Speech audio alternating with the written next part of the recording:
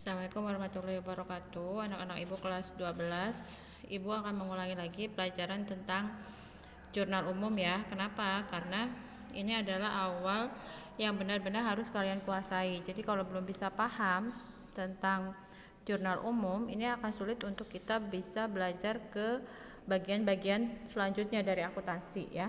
Jadi kita belajar lagi jurnal umum. Jadi di dalam akuntansi itu ada 5 akun ya, harta, hutang, modal, pendapatan, dan biaya ya. Harta itu kemarin ada beberapa jenis ya. Jadi ada harta lancar, ada harta tetap, ada harta tidak berwujud ya. Harta lancar itu adalah harta yang mudah diuangkan atau uang itu sendiri gitu ya. Nah, ada harta lancar itu ada seperti kas itu uang tunai ya di dalam akuntansi. Kemudian ada wesel ya, cek gitu. Jadi apa saja yang termasuk harta lancar itu adalah segala sesuatu yang mudah dicairkan dalam bentuk uang atau uang itu sendiri. Nah, uang itu sendiri di dalam akuntansi namanya adalah kas ya. Kemudian kalau harta tetap itu adalah harta yang bisa digunakan lebih dari 1 tahun. Lebih dari 1 tahun ya. Jadi bisa digunakan lebih dari 1 tahun. Itu adalah harta tetap. Jadi bisa digunakan lebih dari 1 periode akuntansi. Misalnya apa saja? Misalnya ada gedung, kemudian ada kendaraan ya. Ini bisa digunakan lebih dari 1 periode akuntansi. Dia masuk ke dalam kategori harta tetap. Kemudian harta tidak berwujud itu misalnya seperti hak paten ya. Ini kekayaan yang tidak terlihat fisiknya tetapi merupakan sesuatu yang sangat berharga, misalnya nama baik ya atau goodwill gitu ya. Hak paten ya. Itu termasuk ke dalam harta tidak berwujud. Jadi di dalam akuntansi penomoran yang pertama itu adalah harta ya. Jadi harta itu ada harta lancar, harta tetap, harta tidak berwujud. Harta lancar itu adalah harta yang mudah dicairkan menjadi uang atau uang itu sendiri. Di dalam akuntansi, uang tunai itu namanya adalah kas ya. Kas, kemudian wesel, cek ini mudah dicairkan. Kemudian harta tetap. Harta tetap itu adalah harta yang penggunaannya bisa lebih dari 1 tahun. Harta tetap contohnya gedung, kendaraan. Kemudian harta tidak berwujud seperti hak paten, nama baik gitu ya. Jadi harta yang tidak berwujud ini tidak terlihat fisiknya tetapi sangat berharga.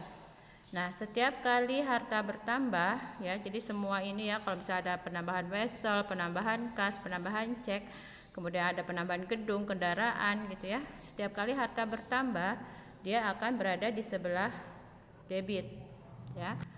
Kemudian hutang. Nah, hutang ini ada hutang jangka pendek ya, ada hutang jangka pendek. Kemudian ada hutang jangka panjang.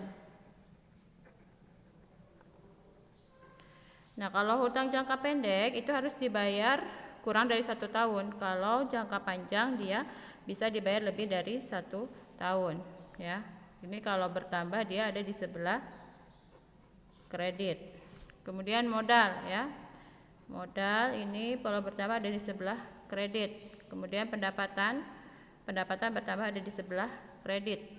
Biaya ini biaya macam-macam ya. Ini kalau bertambah dari sebelah debit, biaya itu macam-macam. Ada biaya listrik, ada biaya gaji, biaya sewa, banyak ya, banyak biaya-biaya. Jadi kemarin harus dihafalkan ya, ada 5 akun: harta, hutang, modal, pendapatan, biaya. Nah, harta ini ada banyak macamnya ya, harta tetap, harta lancar ya, dan setiap kali bertambah dia ada di sebelah debit ya. Kemudian bentuk jurnalnya kemarin sudah kita pelajari ya, tapi ini kita ulang-ulang lagi supaya kalian paham sebelum masuk ke materi berikutnya ya. Jadi ada tanggal, keterangan, ref, debit, kredit ya. Ini kita bikin bentuknya seperti ini.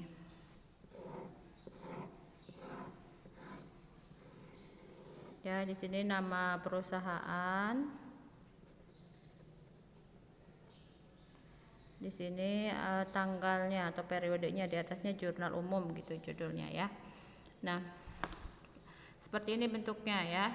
Nah, kalau rep ini nanti digunakannya ketika kita memindahkan transaksi-transaksi ini ke buku besar. Jadi nanti di checklist kalau misalkan sudah dipindahkan. Jadi untuk sementara repnya dikosongkan saja terlebih dahulu gitu ya. Jadi Ibu ulangi, ini harus diulangi berkali-kali supaya kalian hafal ya. Itu ada harta, hutang, modal, pendapatan, biaya ya. Biaya atau biasa disebut juga beban ya. Ya, jadi diulangi lagi, harta, hutang, modal, pendapatan, biaya, ini harus kalian ulangi terus, dihafalkan ya. Harta dan biaya bertambah itu di sebelah debit ya. Hutang, modal, pendapatan, semuanya yang 3 ini bertambah dia di sebelah kredit ya. Jadi harta, hutang, modal, pendapatan, biaya, harta dan biaya di sebelah debit, hutang, modal, pendapatan di sebelah kredit.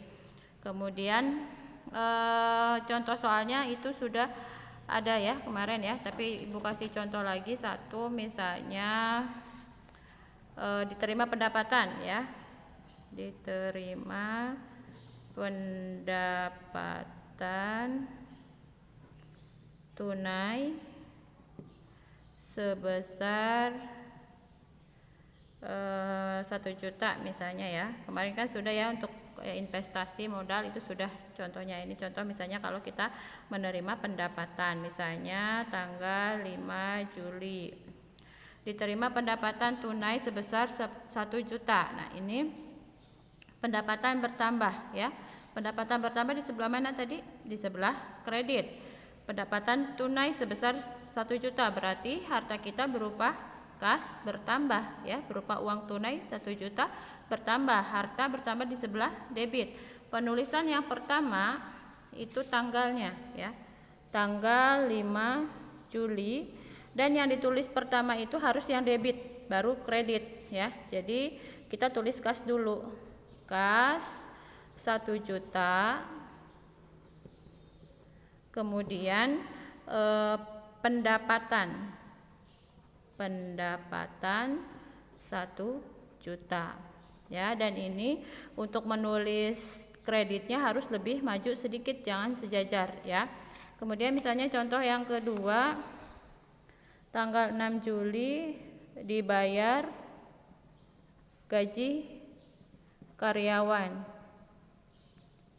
500.000 misalnya ya.